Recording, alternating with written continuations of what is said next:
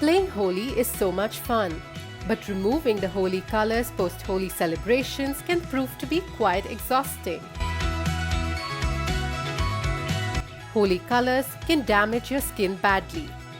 Well, to avoid that, we are sharing a post-Holi face mask that will help you remove Holi stains from your skin while also giving it the nourishment it needs. Hello guys, welcome back on the Foodie. I'm Daisy. Holi is a festival of colors and you have worried about how all the brick on your skin.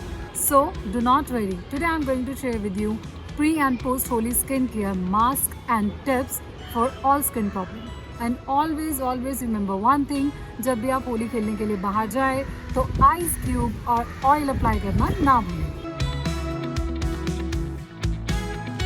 All you need is half a tablespoon of milk cream, 1 tablespoon of gram flour, half a tablespoon of almond oil and 1 tablespoon of rose water.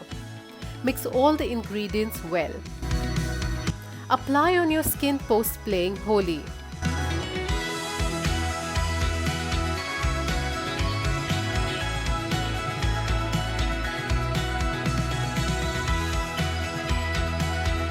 Keep for 20 minutes and rinse with cold water.